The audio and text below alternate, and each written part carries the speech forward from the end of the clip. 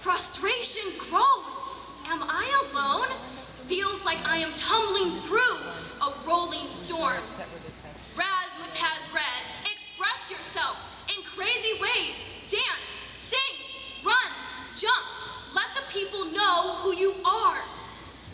Timberwolf gray, a busy world, so uncaring, stuck in a haze of confusing ways. When will this end? Dandelion, people staring, does not matter. I shout my name all the louder. Hear me roar. Eggplant purple, have immense pride in who you are and where you are from and who you will become, because we are Norton. We are a box of crayons. Thank you.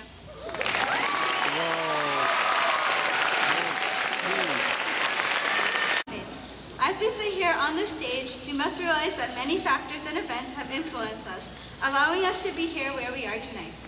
If we had lived in a different country or within a different culture, then perhaps we would not have the chance to be graduating here today. My mother was one of those people who came from a country with much opportunities than here in America. Tonight, I'd like to share with you her story in the hopes that it would inspire you as it has inspired me. My mother grew up in Saigon, Vietnam. Her father died from cancer when she was just a little girl, leaving my grandmother to support and raise 10 children all by herself. Because of her situation, my mother didn't have the means to pursue what she loved, mainly the arts, such as dancing, singing, and music. When my mother was 16 years old, she escaped from Vietnam in a little boat to start a new life in another country. Being in that boat was terrifying, she said. Often, she was afraid that the little boat would flip over in the ocean and everyone would be dumped into the water. My mother was scared. At times, she did not know whether she would survive the trip, so in her despair, she asked her deceased father for a sign to let her know that she would make it through. And then one day, a sign appeared. In a small boat in the middle of the South China Sea, my mother saw a lone little bird circling above the ocean. She thought to herself, "Dad, if you make that bird land on my finger, then I will know I can survive this journey." Then all of a sudden, the bird flew near, and out of all the places it could have landed, it chose to make itself comfortable on my mother's small, hopeful, reaching hand. From that point on, my mother knew that everything would be okay. She started believing in herself, and with that faith, she went on to do some very amazing things. Once in the States, my mother attended college without knowing any English. She had to work her butt off because of the language barrier, and at times, school was very frustrating and difficult. But despite all her hardships, she managed to obtain a bachelor's degree. My mother had persevered, and years later, her story and her efforts would come to teach me some very important life lessons.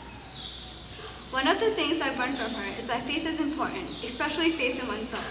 My mother initially asked her father for a sign, but after the bird landed on her hand, my mother relied upon her inner strength to get her through. Without this strength, perhaps she never would have graduated from college. Perhaps she never would have achieved all that she did. I've also learned from my mother that anything is possible. There's a quote in our assignment book that says, "She didn't know that it couldn't be done, so she went ahead and did it." My mother obtained a degree at an American college while learning English at the same time. While some may have thought it impossible or doubted her abilities, the important thing was that she believed that it could be done, and this belief allowed her to accomplish her goals. Faith in oneself is all important. Without it, practically nothing is obtainable, but with it, all things are. My mother's story reminded me that there are people out there who would give anything for the opportunities that await us today. When I go to dance class, or sing in my church choir, or play an instrument, I remember how my mother wanted to do these things. I think of all the people out there who are deprived, not only of the performing arts, but also from the basic necessities of life. So today, I encourage all of us to be thankful for what we have been given. I encourage all of us to take our opportunities not to take our opportunities for granted, but instead to make the most out of them. If we do that, perhaps we can make the world a better place. Perhaps we can create more of these opportunities for those who are less fortunate. I am sure that each and every one of us can and will make a difference in this world. It's just a matter of two little things: faith in oneself and the belief that anything is possible. Thank you and congratulations to the class of 2009.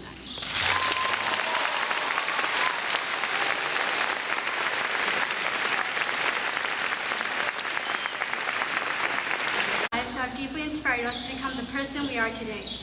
Whether these people are family members, teachers, authors, or athletes, there is no denying the extent of the impact these people's lives can have on our own. In my life, As I am sure in many of yours, my parents serve as a source of inspiration. I would like to share my father's story and hope that will inspire you, the class of 2009. My father was born in Vietnam. In his youth, he always dreamed of leaving Vietnam, a country filled with poverty, but that's all it ever was to him, a dream. However, that dream started to become more of a reality in the years after the war. With the onset of communism came the desire to leave the country, and also an availability of opportunities to escape. My father seized every opportunity that came his way, but rarely did it ever prove to be fruitful. In his attempts to escape, my father said goodbye to his family multiple times, only to return the next morning because of a false alarm, defective boat, or a suspicious policeman. But he never gave up hope. On his fifth try, one spring night in 1981, his persistence paid off. He and his cousin, along with a group of strangers, managed to sneak onto a small rickety boat that was leaving Vietnam. But it was not long before policemen patrolling the river discovered their location and method of transportation. Amongst chaos and gunshots, my father and his fellow boatmates were taken to prison. In prison, all that my father thought about was how to escape. He wanted to escape as soon as possible, because the longer he was away from home, the more chances he would miss to escape Vietnam. After a few months of observing the routines and habits of the guards, he became familiar with the customs of prison life. He found his chance to run away when he and the prisoners were taken into the forest to work. The moment the guards weren't looking, he sprinted over the hill and ran for his life. He ran for nearly a mile, fell 3 times, each time picking himself up to continue full speed ahead. He ran until he was sure the guards couldn't find him anymore, and then he hitchhiked home. Once at home, it would be another month of failed attempts before he would find himself on a boat again. This time, his boat was not captured. My father and 30 other people survived on a cramped wooden boat for 3 days with no food or water, constantly plagued with the fear of an engine malfunction, the threat of pirates, and the misery of thirst, hunger, and fatigue. But he made it to refugee camp in Indonesia after 3 days, and after a year he made it to America, where he studied and majored in chemical engineering. Sometimes I think about all that my father has endured, and then I marvel at how tame of a life I lead today. My life has been so easy compared to his. I have never feared for my life. I have never needed to escape my country. I have never left my family and friends, unsure when I would see them again. I never have, and I don't think I ever will, thanks to the life that my parents have strove so hard to provide for my siblings and I here. Last summer, my family and I visited Vietnam.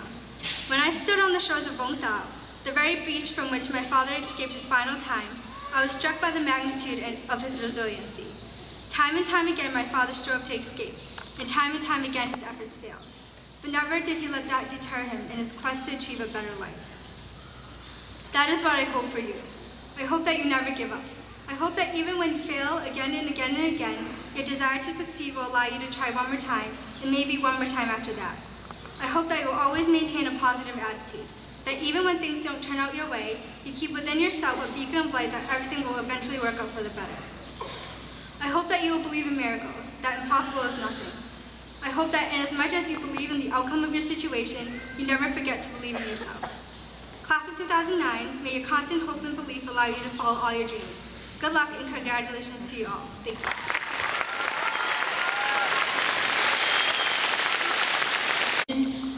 As he started at Norton High School 4 years ago when you were freshmen, I started here in Norton, so this class has a special place in my heart.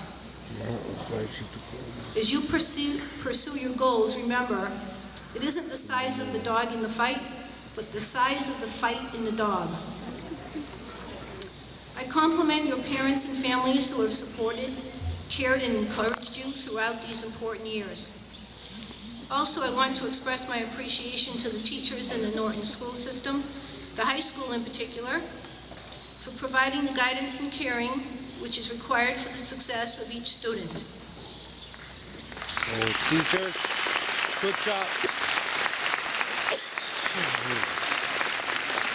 Teachers, you caught yourself in the back. Students, you should dream what you want to dream, go where you want to be, because you have only one life and one chance to do all the things you dream of and want to do. Graduates, the world is waiting, and now it's time to go. On a more official note, I am pleased to be advised that each member on this stage tonight has met all the prescribed requirements for graduation, and because of this, I do accept the class of 2009 for graduation. Congratulations. Yep, her notice of approval. Otherwise, in denial. If the superintendent ever denied a class, but... It is now my distinct pleasure to introduce to you the chairman of the Norton School Committee, Mr. Thomas Gallotta, for his remarks and then the presentation of diplomas.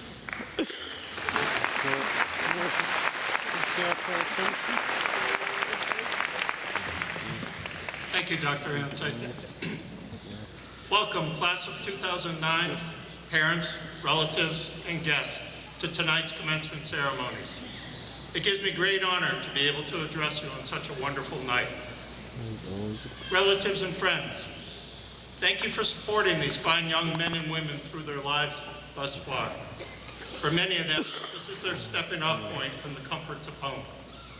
Although they are adults now, they may need your love and support even more in the years to come.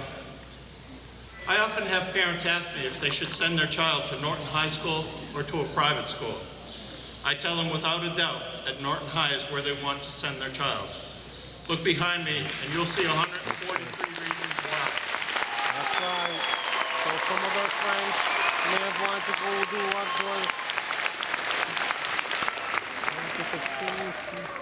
I had the fortune of reading the essays for students who applied to the K. Burton Scholarship. Most of the essays spoke about what they wanted to do to help the world. They did not just want to become a doctor or a teacher. They wanted to become one because they had a very specific reason for doing so. These students are driven to become something great. They received an excellent education from Norton High and have taken advantage of all it has to offer. As many of you know, we had a phenomenal year in sports. I won't mention every All-Star because it would just take too long. The accolades that impressed me the most, though, were the sportsmanship awards. Not only do we have athletes with great talent, but they play the game with respect. The same respect that was given to them throughout their time in Norton High. Graduates, commencement, or to commence, signifies a beginning, not an end.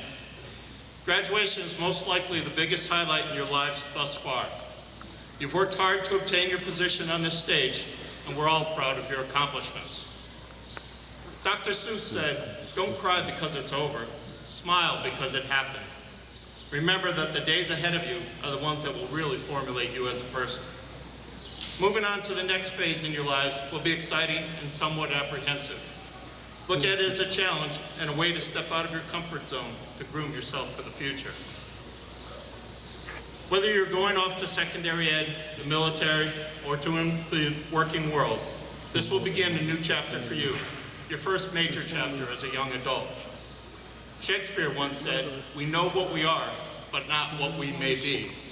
It is you who will make a difference in your life, so make sure you step up to the challenge to become who you may be. Don't wait for life to come to you, as it may not. Grab life by the horns and direct it the way you want. However, you must also remember that you will impact the lives of those around you. Abraham Lincoln said, "Every man is said to have his peculiar ambition. Whether it be true or not, I can say for one that I have no other so great as that of being truly esteemed by my fellow man, by rendering myself worthy of their esteem. Don't forget to be kind to others. Hold doors open, smile, and treat everyone with respect." I ask you all to think about how your life has evolved and to remember those who made a difference in your life, the people who deserve your purple wristbands. Carry out random acts of kindness with no expectation of reward, safe in the knowledge that one day someone will do the same for you. As you move on to the next great chapter in your life, look out in this crowd and remember all those faces that are here to support you. Even though you are an adult now, it's still acceptable to ask for help when you need it, so don't be afraid to. Stay positive in life, set goals, and focus on them to accomplish what you want. Your future is like a canvas waiting to be painted, so paint the best picture possible. To quote Dr. Seuss again, "You're off to great places. Today is your day. Your mountain is waiting. So get on your way. Congratulations, class of 2008.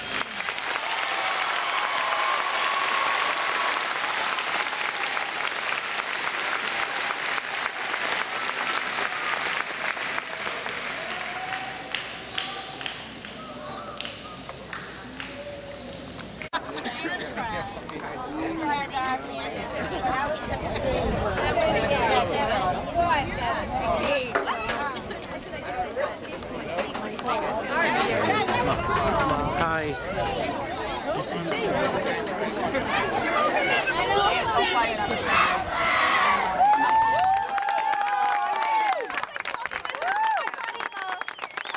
did it.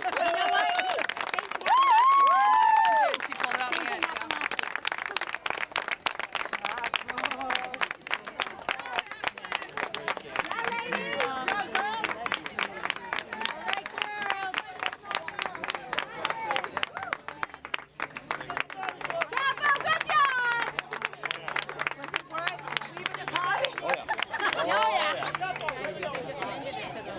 Sean, we gotta keep the tribe up because I have no shirt. Sean! All right, I got Johnny's. I didn't get you. You can stop playing yourself. Oh, I was gonna say I love it. Marie!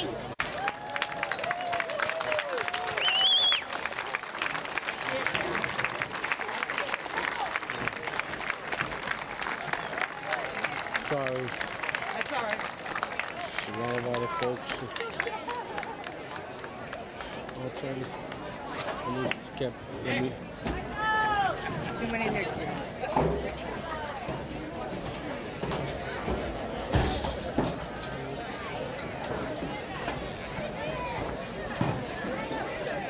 Hey, honey, you look at the shoes she had on white, like sandals, like flip-flops.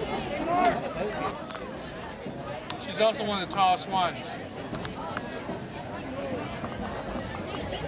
Walk down there. She should be right about there. Go ahead.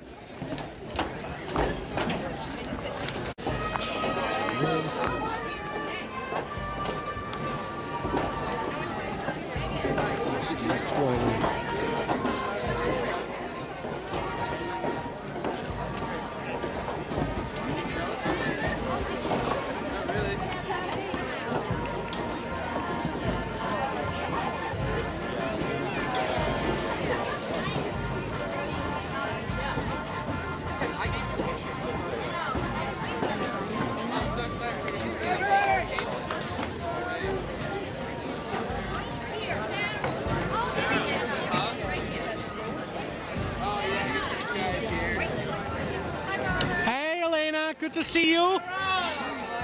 Congratulations. I came here. I told you as I did.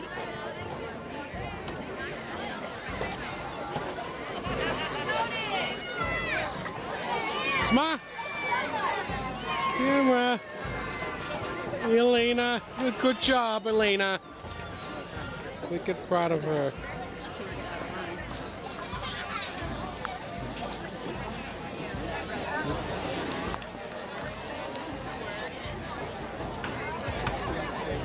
Lane, I'm proud of you as always. She's a good girl. She's a nice person. Congratulations.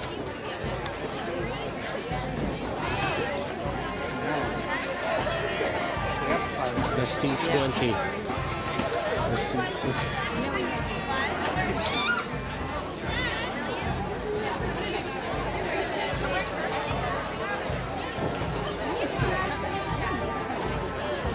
I gotta post this on YouTube. This will end up on the internet. On the internet.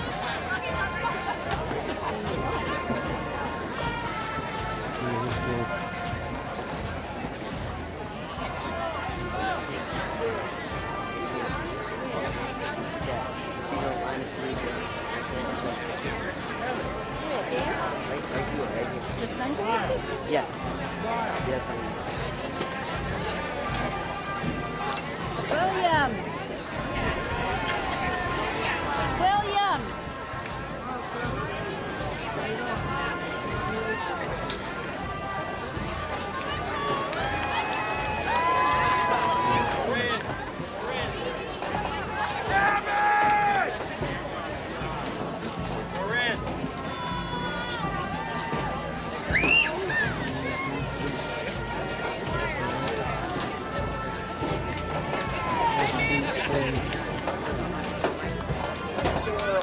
60-20.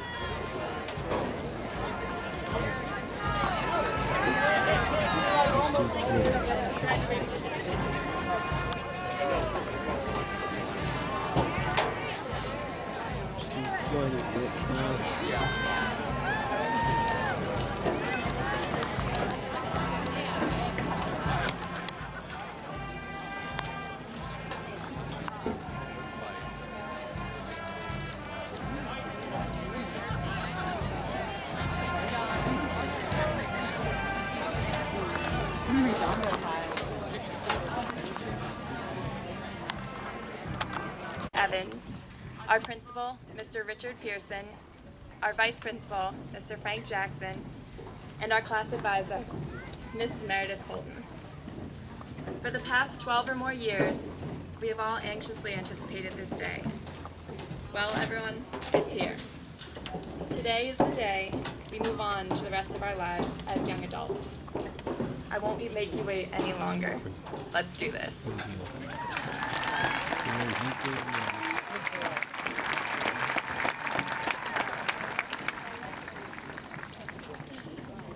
I'd now like to welcome Mrs. Borgatti to the stage.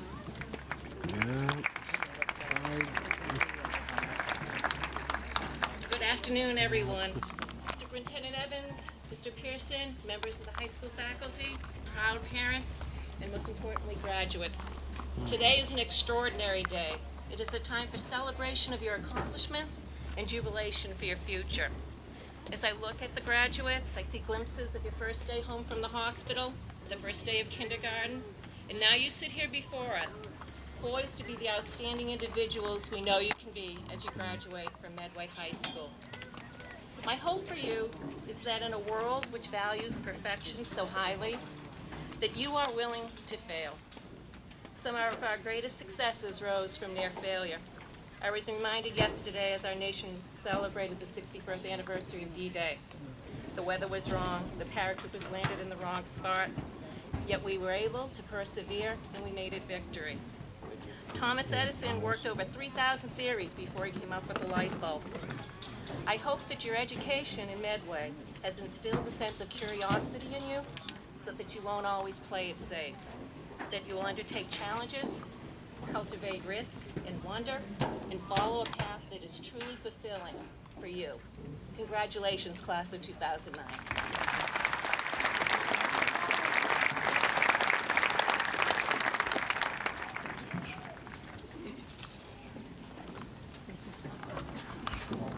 Hi.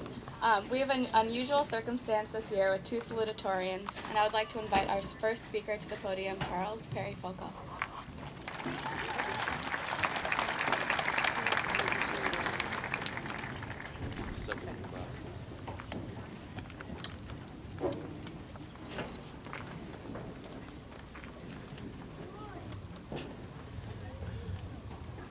Graduation is an inflection point in our lives, a time to consider where our lives will go as we march toward the horizon of success.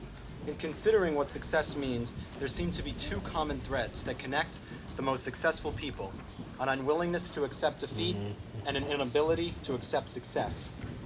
As Mrs. Borgatti pointed out, Thomas Edison failed 300 times before successfully making the first light bulb, but he tells the story a different way. He says that he never failed in making the light bulb at all. Rather, that the making of the light bulb has 301 steps. With each step, he saw the light at the end of the tunnel and continued his work. The first 300 steps, all failures, were just as important as the eventual success, but required considerably more confidence and exceptional vision. A successful person isn't someone who can totally avoid failure, but rather someone who can use failure as motivation, a stepping stone for success. The difference between a bad musician and a good musician is how often they make mistakes. But the difference between a good musician and a great musician is how they respond to those mistakes. Stopping mid-song in defeat or continuing on with all the confidence in the world. Staring down failure and not flinching is what separates the truly great from the merely lucky. The second trait of great and successful people is that they are unable to accept success. They keep striving. They leave no rock undisturbed and no problem unattacked. After Einstein shattered key laws of physics, he didn't bask in the glory of a job well done. He did it again and again. Even after his Nobel Prize and international fame, he continued to work, never satisfied, never convinced that his contribution had been enough. Successful people aren't satisfied with yesterday's success. They don't achieve and then stop. They keep going. Together, these traits combine into the thing that makes greatness, and makes greatness so hard to define. Truly successful people don't accept the world's labels: great or average, genius or crazy. Success itself is just